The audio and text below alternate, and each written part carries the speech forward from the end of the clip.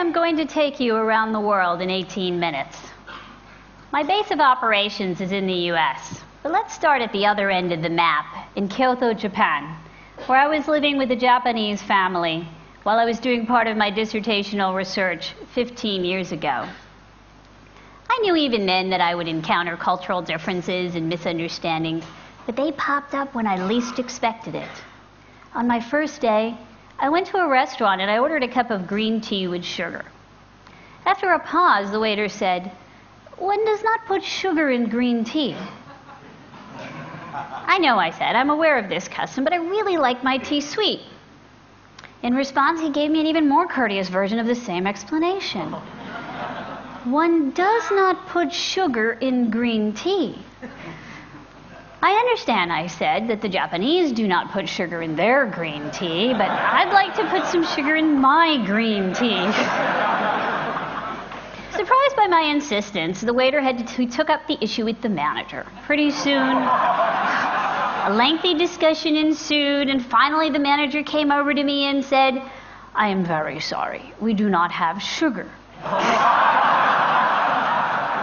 Well, since I couldn't have my tea the way I wanted it, I ordered a cup of coffee, which the waiter brought over promptly.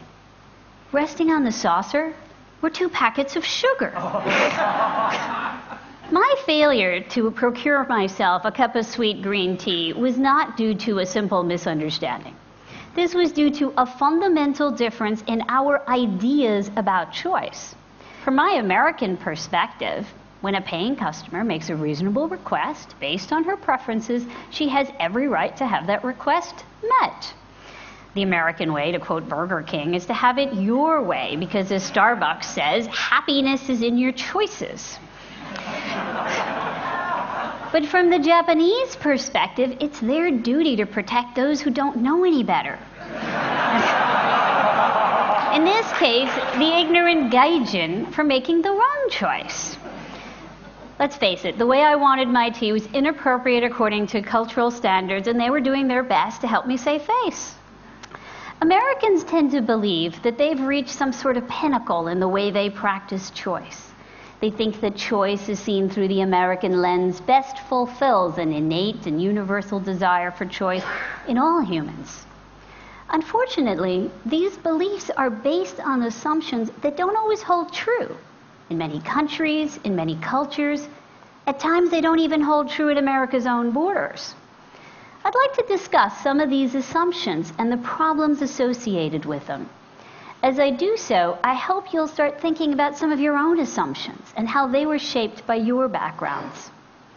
First assumption: if a choice affects you, then you should be the one to make it. This is the only way to ensure that your preferences and interests will be most fully accounted for. It is essential for success. In America, the primary locus of choice is the individual. People must choose for themselves, sometimes sticking to their guns regardless of what other people want or recommend. It's called being true to yourself. But do all individuals benefit from taking such an approach to choice? Mark Lipper and I did a series of studies in which we sought the answer to this very question. In one study, which we ran in Japantown, San Francisco, we brought 7 to 9-year-old Anglo and Asian American children into the laboratory, and we divided them up into 3 groups. The first group came in, and they were greeted by Miss Smith, who showed them 6 big piles of anagram puzzles. The kids got to choose which pile of anagrams they would like to do, and they even got to choose which marker they would write their answers with. When the second group of children came in, they were brought to the same room, shown the same anagrams, but this time Miss Smith told them which anagrams to do and which markers to write their answers with. Now, when the third group came in, they were told that their anagrams and their markers had been chosen by their mothers. In reality, the kids who were told what to do, whether by Miss Smith or their mothers, were actually given the very same activity which their counterparts in the first group had freely chosen. With this procedure, we were able to ensure that the kids across the 3 groups all did the same activity, making it easier for us to compare performance. Such small differences in the way we administered the activity yielded striking differences in how well they performed. Anglo-Americans They did 2.5 times more anagrams when they got to choose them, as compared to when it was chosen for them by Miss Smith or their mothers. It didn't matter who did the choosing. If the task was dictated by another, their performance suffered. In fact, some of the kids were visibly embarrassed when they were told that their mothers had been consulted. One girl named Mary said, "You asked my mother?"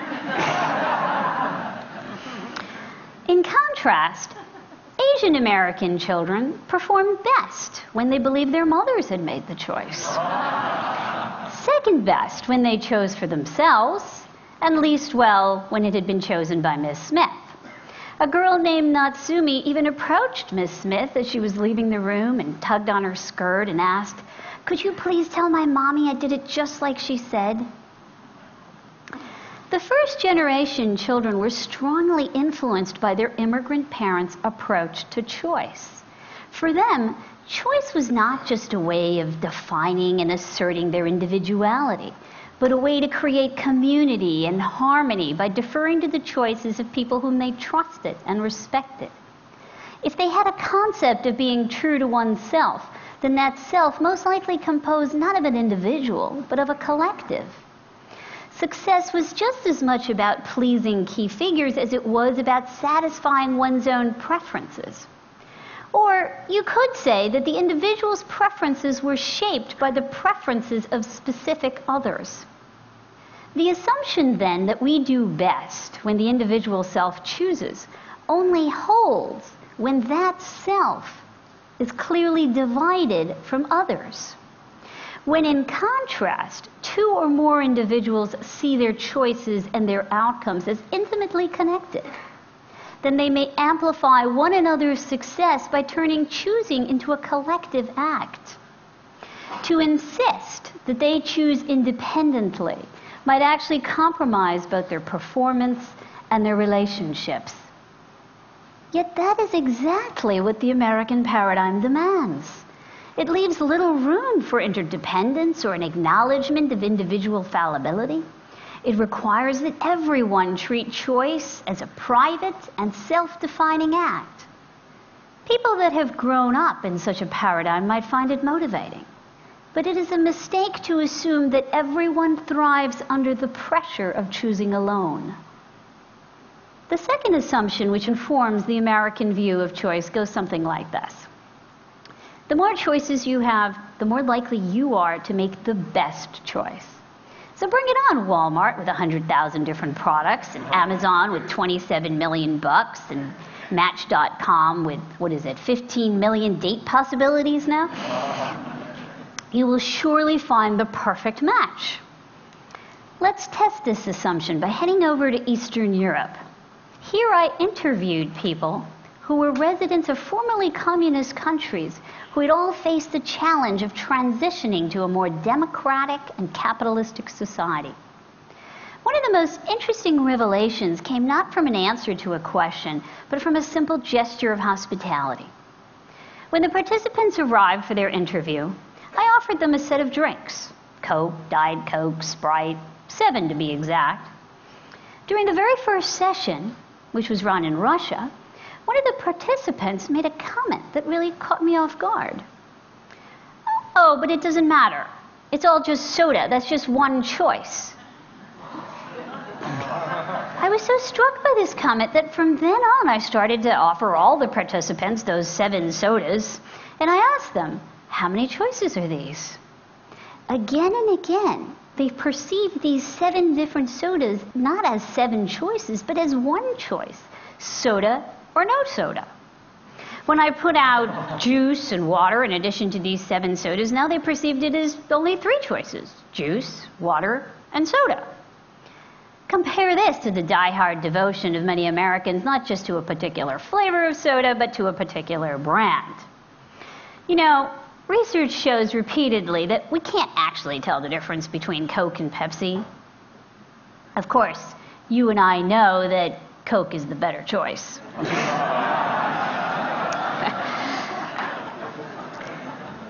For modern Americans who are exposed to more options and more ads associated with options than anyone else in the world, choice is just as much about who they are as it is about what the product is. Combine this with the assumption that more choices are always better, and you have a group of people for whom every little difference matters, and so every choice matters. But for Eastern Europeans, the sudden availability of all these consumer products on the marketplace was a deluge. They were flooded with choice before they could protest that they didn't know how to swim. When asked, what words and images do you associate with choice? Gregors from Warsaw said, for me it is fear. There are some dilemmas, you see. I am used to no choice. Bodin from Kiev said, in response to how he felt about the new consumer marketplace, it is too much. We do not need everything that is there. A sociologist from the Warsaw Survey Agency explained, the older generation jumped from nothing to choice all around them. They were never given a chance to learn how to react. And Tomas, a young Polish man, said, I do not need 20 kinds of chewing gum. I don't mean to say that I want no choice, but many of these choices are quite artificial. In reality, many choices are between things that are not that much different. The value of choice depends on our ability to perceive differences between the options. Americans train their whole lives to play spot the difference. They practice this from such an early age that they've come to believe that everyone must be born with this ability. In fact, though all humans share a basic need and desire for choice, we don't all see choice in the same places or to the same extent. When someone can't see how one choice is unlike another, or when there are too many choices to compare and contrast, the process of choosing can be confusing and frustrating. Instead of making better choices, we become overwhelmed by choice, sometimes even afraid of it. Choice no longer offers opportunities, but imposes constraints. It's not a marker of liberation, but of suffocation by meaningless minutiae. In other words, choice can develop into the very opposite of everything it represents in America when it is thrust upon those who are insufficiently prepared for it. But it is not only other people in other places that are feeling the pressure of ever-increasing choice. Americans themselves are discovering that unlimited choice seems more attractive in theory than in practice. We all have physical, mental, and emotional limitations that make it impossible for us to process every single choice we encounter, even in the grocery store, let alone over the course of our entire lives. A number of my studies have shown that when you give people 10 or more options when they're making a choice, they make poorer decisions, whether it be healthcare, investment, other critical areas. Yet still, many of us believe that we should make all our own choices and seek out even more of them. This brings me to the third and perhaps most problematic assumption. You must never say no to choice. To examine this, let's go back to the US and then hop across the pond to France. Right outside Chicago, a young couple, Susan and Daniel Mitchell, were about to have their first baby. They'd already picked out a name for her, Barbara, after her grandmother. One night when Susan was 7 months pregnant, she started to experience contractions and was rushed to the emergency room. The baby was delivered through a C-section, but Barbara suffered cerebral anoxia, a loss of oxygen to the brain. Unable to breathe on her own, she was put on a ventilator. 2 days later, the doctors gave the Mitchells a choice. They could either remove Barbara off the life support, in which case she would die within a matter of hours, or they could keep her on life support, in which case she might still die within a matter of days. If she survived, she would remain in a permanent vegetative state, never able to walk, talk, or interact with others. What do? What do any parent do? In a study I conducted with Simona Botti and Cristina Orfali, American and French parents were interviewed. They had all suffered the same tragedy. In all cases, the life support was removed and the infants had died. But there was a big difference. In France, the doctors decided whether and when the life support would be removed, while in the United States, the final decision rested with the parents. We wondered, does this have an effect on how the parents cope with the loss of their loved one? We found that it did. Even up to a year later, American parents were more likely to express negative emotions as compared to their French counterparts. French parents were more likely to say things like, "Noah was here for so little time, but he taught us so much. He gave us a new perspective on life." American parents were more likely to say things like, "What if? What if?" Another parent complained, "I feel as if they purposely tortured me. How did they get me to do that?" And another parent said, "I feel as if I've played a role in an execution." But when the American parents were asked if they would rather have had the doctors make the decision, they all said no. They could not imagine turning that choice over to another, even though having made that choice made them feel trapped, guilty, angry. In a number of cases, they were even clinically depressed. These parents could not contemplate giving up the choice because to do so would have gone contrary to everything they had been taught and everything they had come to believe about the power and purpose of choice. In her essay, The White Album, Joan Didion writes, "We tell ourselves stories in order to live. We interpret what we see, select the most workable of the multiple choices. We live entirely by the imposition of a narrative line upon disparate images, by the idea with which we learn to freeze the shifting phantasmagoria, which is our actual experience." The story Americans tell, the story upon which the American dream depends, is the story of limitless choice. This narrative promises so much: freedom, happiness, success. It lays the world at your feet and says, you can have anything, everything.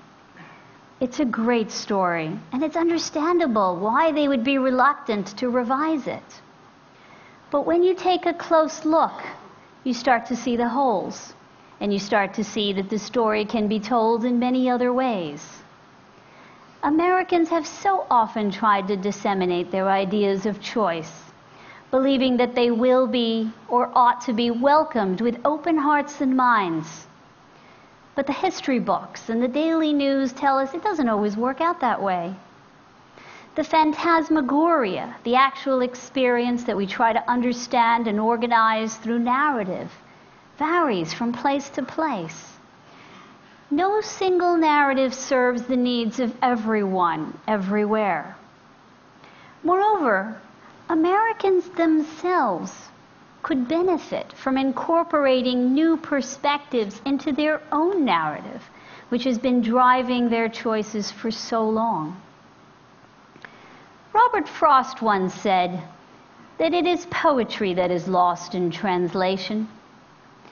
This suggests that whatever is beautiful and moving, whatever gives us a new way to see, cannot be communicated to those who speak a different language.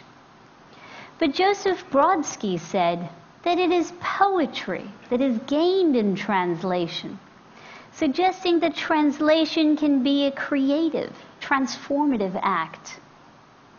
When it comes to choice, we have far more to gain than to lose by engaging in the many translations of the narratives. Instead of replacing one story with another, we can learn from and revel in the many versions that exist and the many that have yet to be written. No matter where we're from, and what your narrative is, we all have a responsibility to open ourselves up to a wider array of what choice can do and what it can represent. And this does not lead to a paralyzing moral relativism. Rather, it teaches us when and how to act. It brings us that much closer to realizing the full potential of choice, to inspiring the hope and achieving the freedom that choice promises but doesn't always deliver. If we learn to speak to one another, albeit through translation, then we can begin to see choice in all its strangeness, complexity, and compelling beauty. Thank you.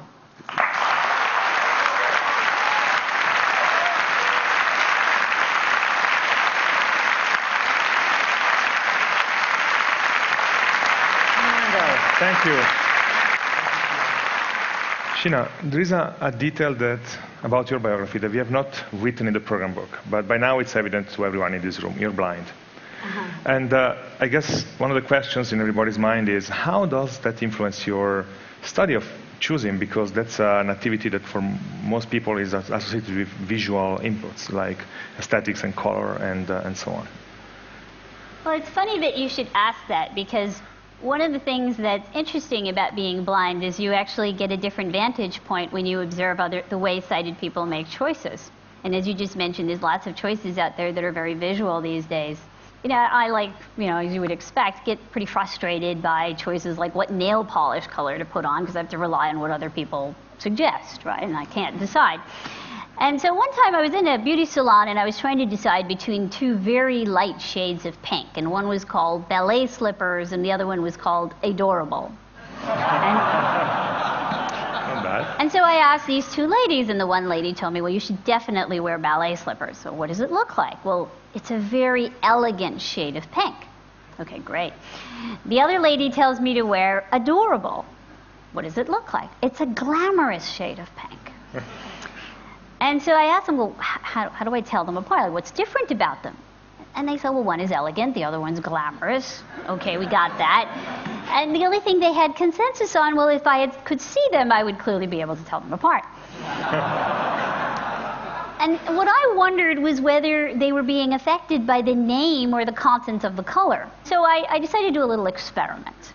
So I brought these two bottles of nail polish into the laboratory, and I stripped the labels off. And I brought women into the laboratory and I asked them, which one would you pick? 50% of the women accused me of playing a trick, of putting the same color nail polish in both those bottles.